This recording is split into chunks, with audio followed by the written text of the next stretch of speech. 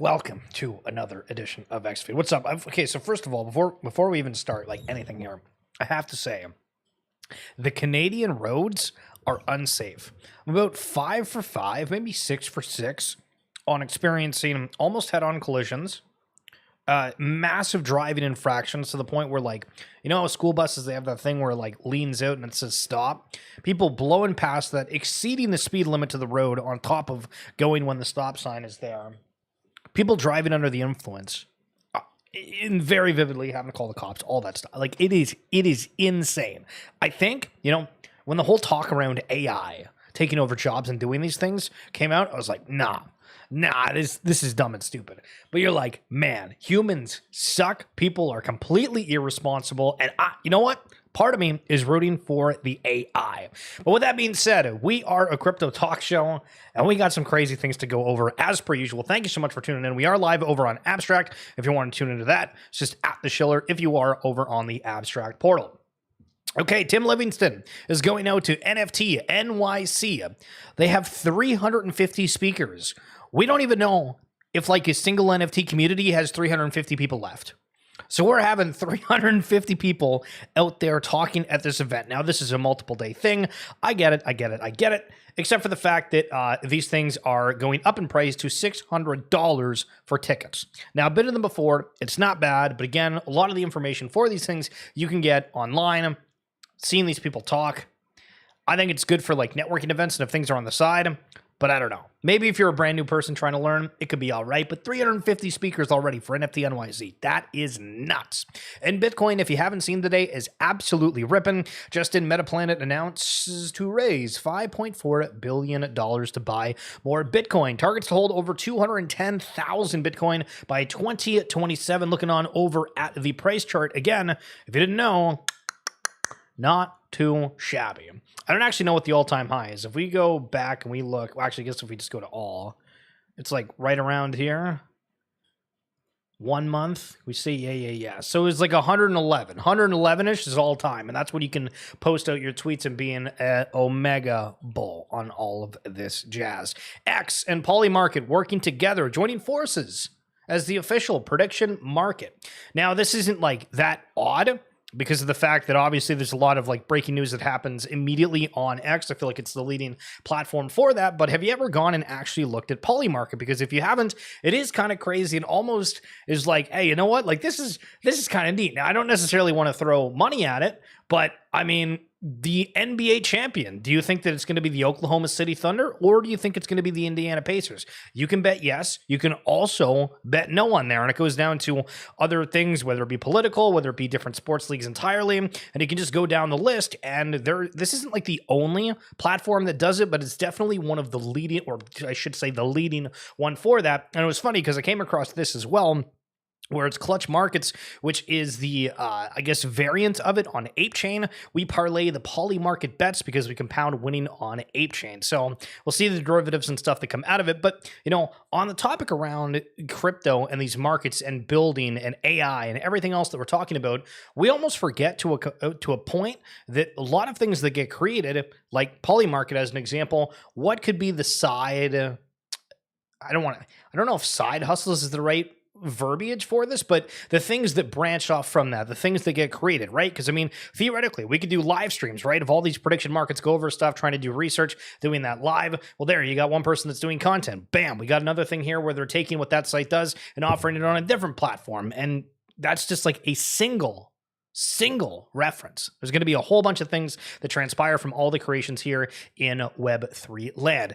So last week, we brought it up a few times, but there was $2.4 million buy of a bunch of CryptoPunks from Pixel Vault. I do have to mention as well, and if you have anybody that you know that was in Pixel Vault, you might actually be able to score a little cashola, because if you hold any of the Punks token from participating within the ecosystem before, there's like a certain site you can go to and you can claim it, and it seems like the claim's actually pretty decent for anybody that has like a base amount of the Punks token, because that part of the sale went towards that. So just an FYI. But within there was a thread from Steve talking about CryptoPunks, and Mooncat here commented saying, Mooncat, same age as Punks and on-chain pioneers, still sit under $500, FYI. And it's funny, because we still have just this debate of, all right, is it the narrative? Is it the fact that it's the community and all these other questions? And so I would propose a little bit of a different question. And one thing that I've realized as well is certain topics that I talk about, if you're not like really aware of what's happening or what certain things is on like just a surface level, you have no idea what I'm talking about. So if you watch and you're trying to follow along and have no idea, you guys are the best. You guys are absolutely the best. But Bitcoin. So Bitcoin, and I mean, I can just bring it up on here, was a site that, that's not even on there. Bitcoin Soul. They don't even have that on that. That's a red card. So in abstract, there was a site. I'm trying to think of like, can I even... Is it going to log me out or no? Hold on a second. This is going to work. I need to hide my screen for like 2 seconds because I got to log into this. Hold on. All right, Bitcoin, connect wallet. Okay, it's already on there. Phenomenal. Easy. Welcome back. Phenomenal. So this is what Bitcoin was. It was this room that was pixelated, and you basically had these miners that you create. You were able to upgrade the room. This is kind of like, if you're building out a theme park, it's kind of the same idea where you build more attractions, you get more rides. You build up the equipment within your room, you get more of this Bitcoin. And so I have 24 Bitcoin that's accumulated.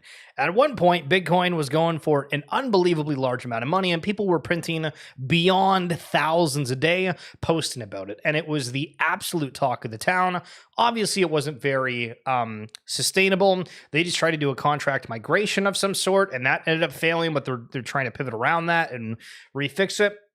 But the point being with it is this is one of the things within Web3 that went extraordinarily viral for like a week. And this was the same thing that happened with Wolfgame, and it wasn't able to last. So I guess part of the point is, number one, if anything's really, really hot, just be aware. Just be aware. It's probably not going to last.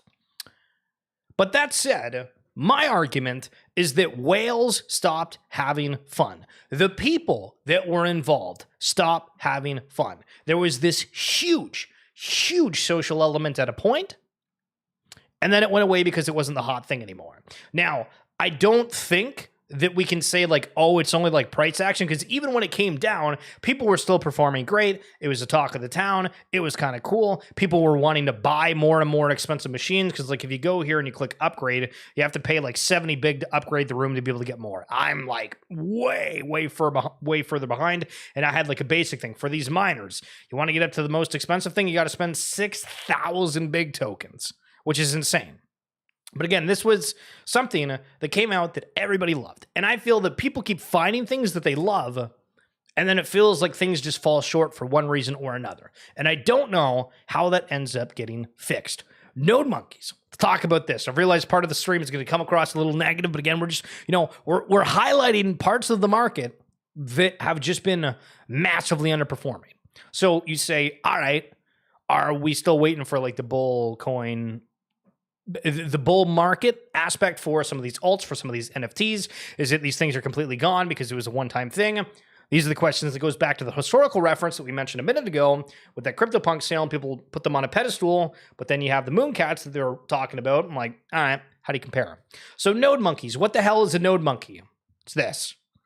Pixelated images that were on Bitcoin. So if we go over here, maybe we can look at a couple of the other ones here so you just get like a basic idea of what exactly they look like on different scales.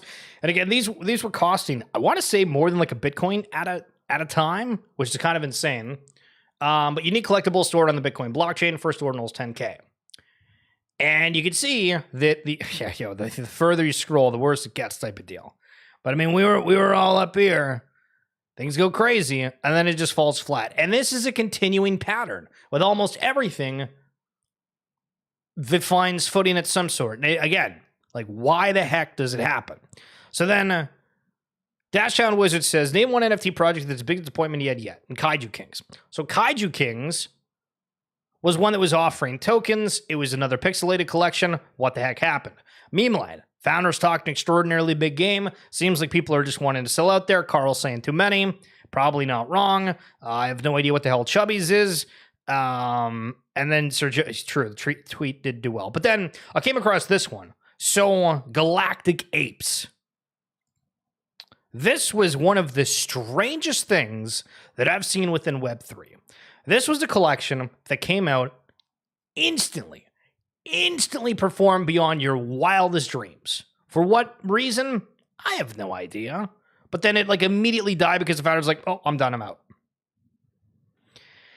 And this is where trusting new things feels so weird. It feels so weird when you have new collections that come out and you have this history of a lot of things not performing well. Yo, no credits, what's up? Good morning, sir. Coffee in hand. It's going to be a good day. Cheers.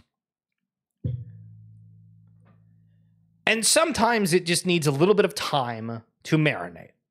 The idea, the concept, the technology, the idea. And so I'm going to try to package this in a specific way because we started off complaining about driving, humans sucking, AI being, this 50-50 conversation around things. But the development, the progress of things is what makes us look and brings back speculation because speculation is dead for the most part. However, look at this. One of the inner islands within Yuga Labs' other side plot. So the term metaverse, right?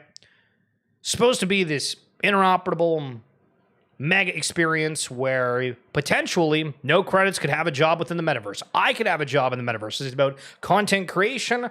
Is it about offering some sort of other service within this? Yo, Roar, what's up? Nah, you're not late. You're right on time, babe. I don't know, what is it going to be?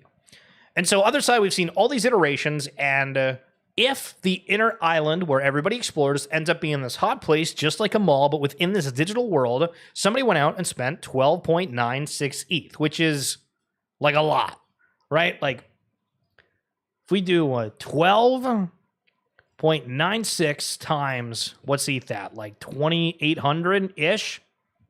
Almost $40,000. You want a new car? Or do you want another side plot? That's the question. There's a lot of cars out there. There's only X amount of other side plots. So people, when they feel speculative, when they feel, maybe there's a chance I can earn something off of this, or this is undervalued in a chance, maybe they want to jump into it. Van Eck attends first meeting with Crypto Task Force. Yo, Matty B out here in front of the SEC. Yo, look at him. Sheesh. Crazy experience out there.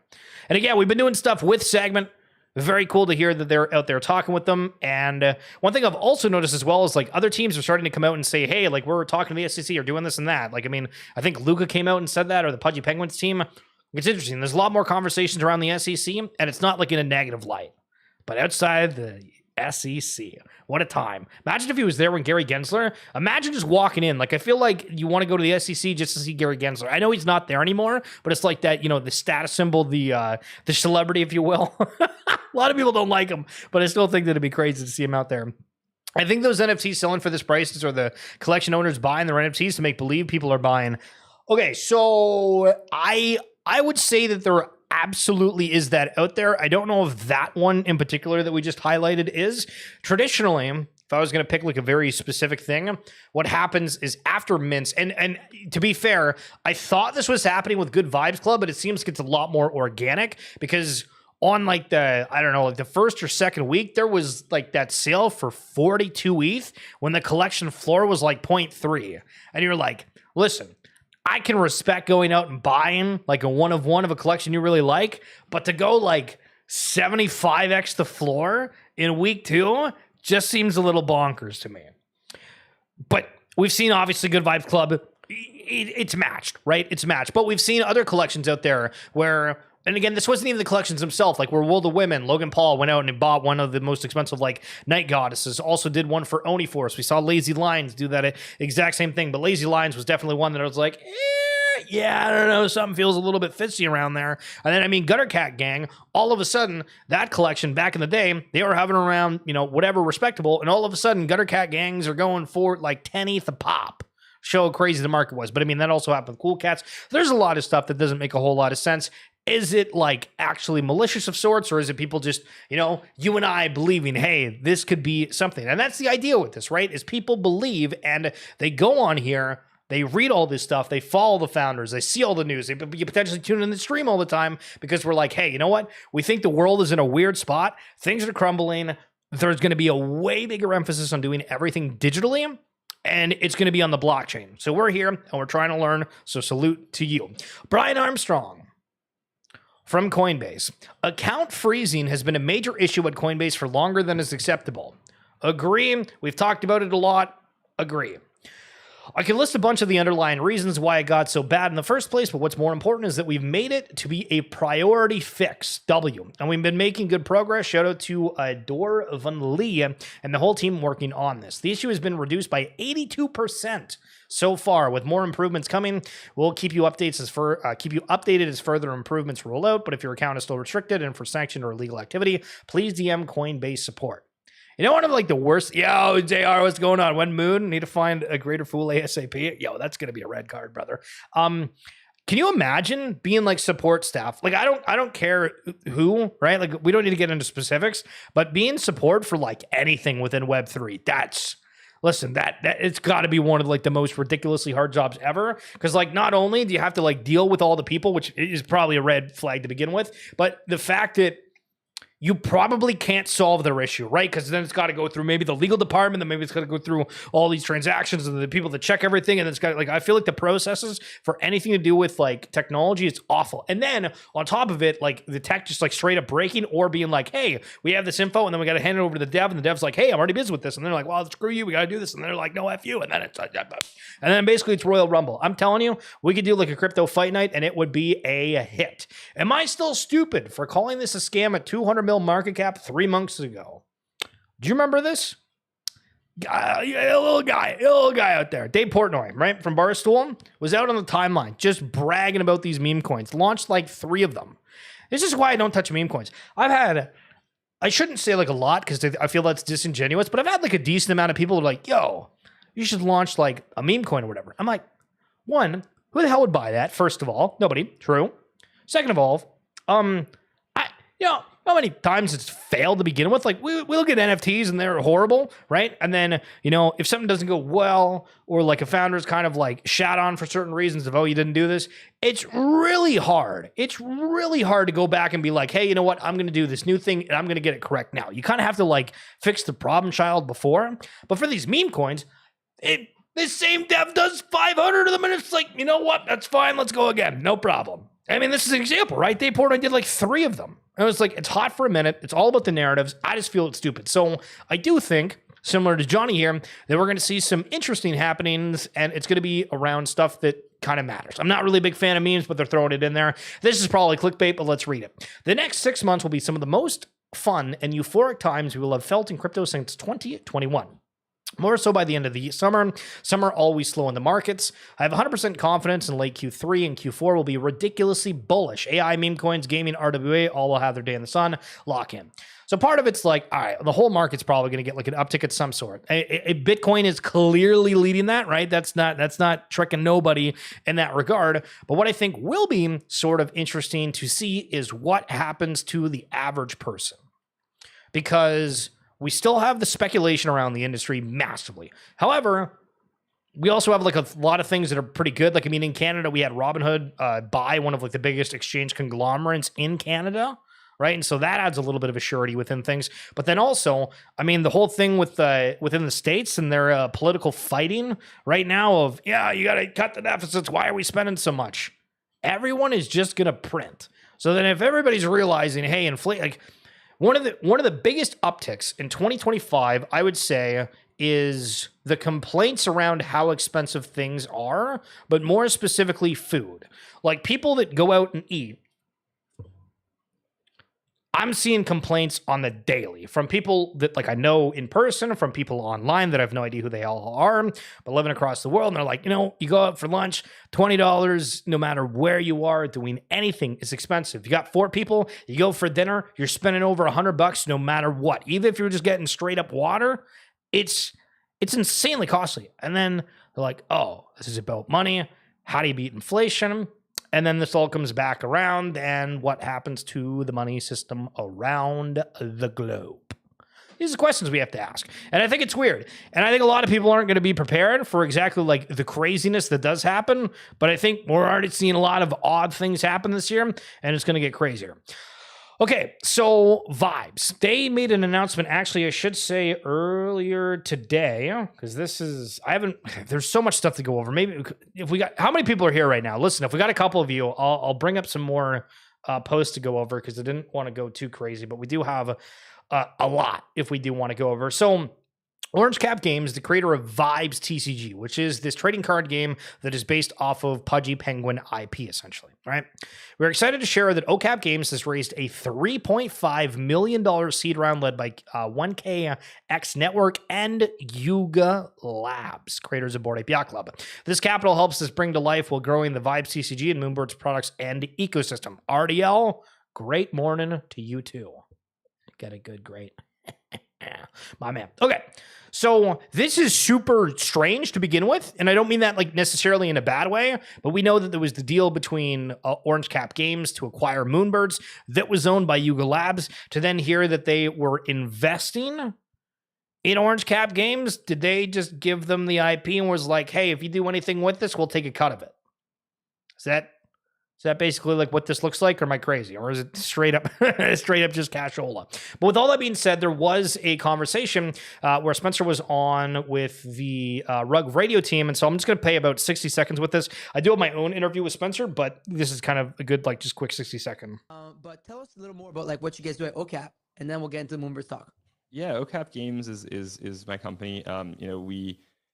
We made the trading card game for Pudgy Penguins called Vibes TCG. Vibes TCG has absolutely exploded in the last year. Has been over $1.5 million in sales of physical cards since December. Primary sales, secondary market, really hot. I mean, there's a $5,000 sale on eBay, a $4,500 sale on eBay for single cards, individual cards, like tons of like high dollar sales there. We just had our championships. There's 138 players in person battling it out for the championships of the Americas about 2 weeks ago. There's a full online game too, which has had, I think over 350,000 games played since December.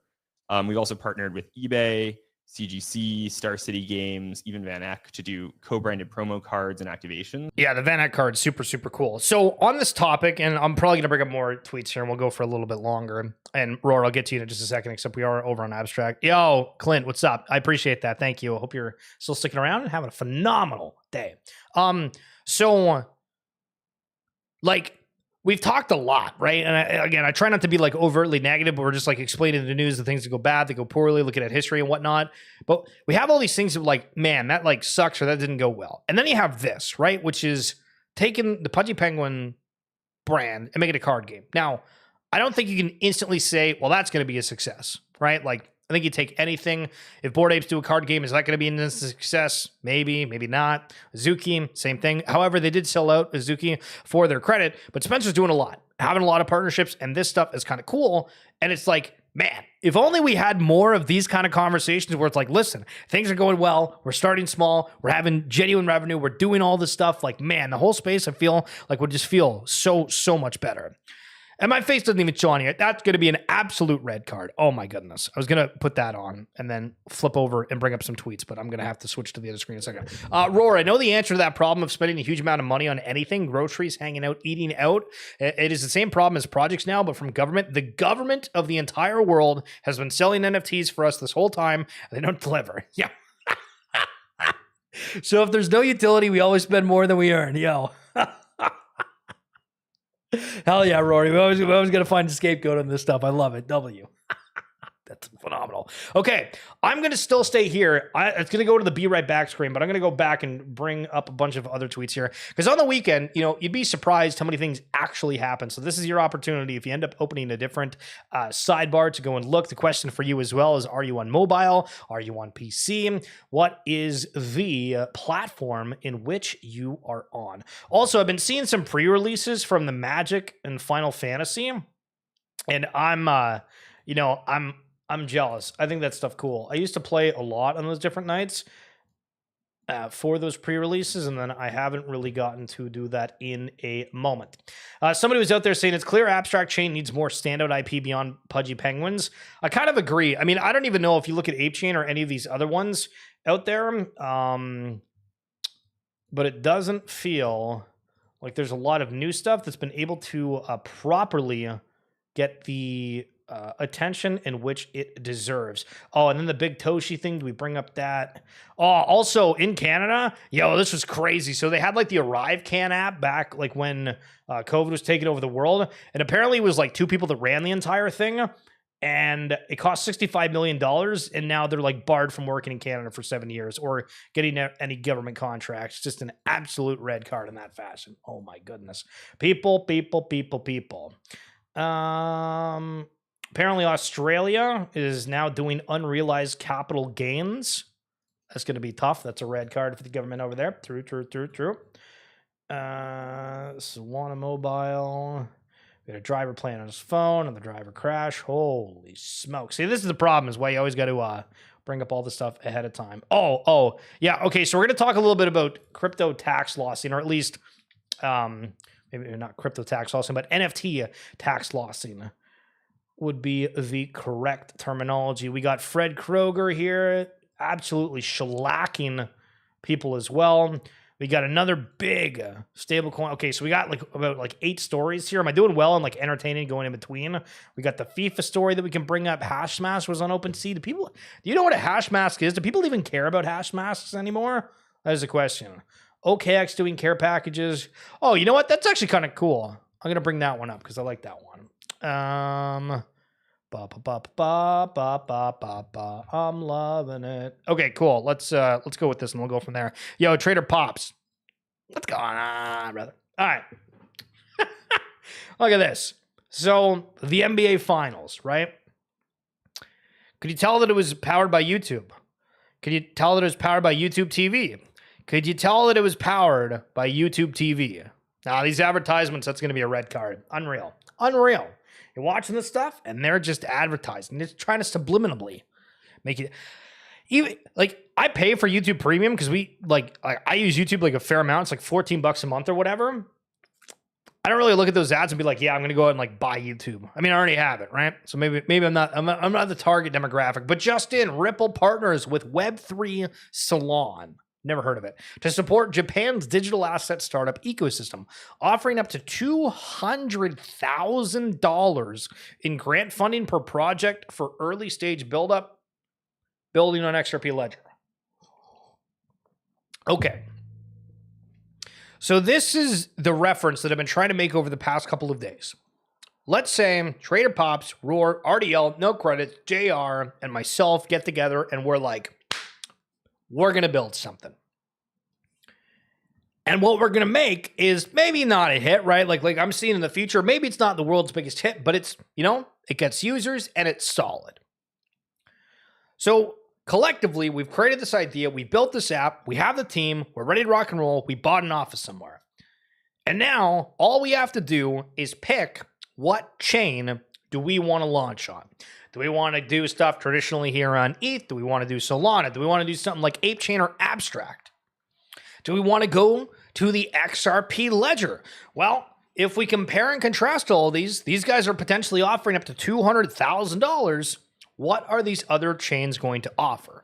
And so on the conversation that I'm going to have tomorrow for the RWA Segments podcast, I'm going to ask that because I'm talking with the team behind XDC, which is connected to Ripple in a way, or at least the fan base between both of them. Maybe it's the X in front of them that's got all that kind of crazy stuff. But I'm talking with Lance from the XDC team. So again, if you guys are wanting to hear some crazy other conversations I've had with some of the industry experts, type in RWA Segments on any podcasting platform and you'll be able to bring that up on there. But again, it's going to be later. I don't know if the episode's going to be out tomorrow because we're recording super, super late in the day. But the point I'm trying to make is pay attention to who announces that they have a whole bunch of funding for their chain, because if you've watched any of these chains from inception, right? When Blast came out, what was it? Everything basically focused on trading. There was very few actual NFT projects, but the ones that were there ended up getting all the capital, right? Wolfgame came out, they did a huge $4 million sale. Bada boom, bada bang. Abstract comes out. Almost everything is perp trading, token trading, all that kind of crazy stuff, where there wasn't a whole lot of normal IP, right? But then slowly it started coming out. And for Ape Chain, it was something where it was like all these copy NFTs that ended up launching initially, and it got people that were looking to flip and all this kind of stuff. But then now it's all right, what's the stuff that's being built that's going to have a little bit of longevity for that? Because a lot of these networks are really, really needing somebody to come in and swing strong. Monad, which is another chain, just lost its flagship game this week to Somnia, not looking good. So this was, it was a game called Sparkball. Yeah, it was called Sparkball. I haven't heard of it before, but we've seen time and time again, right? If you're on a Immutable X, you jump over to Ronin. If you're on Ronin, you jump over to Immutable X. You swap between these chains. We've seen all this crazy stuff that's happened, and it's happened a lot. So if you love something on a certain ecosystem, just be aware that there's a chance that they could end up pivoting. Here's my funny of the day. Point of view. Any NFT collection immediately after posting, this is just the beginning. Just straight downhill. Just straight downhill. I don't know why people say that. Don't ever say it's just the beginning. It's a curse word in Web3. And apparently, this is just to show how absolutely crazy it is in Canada. Starting a new relationship in Canada can cost up to $3,621.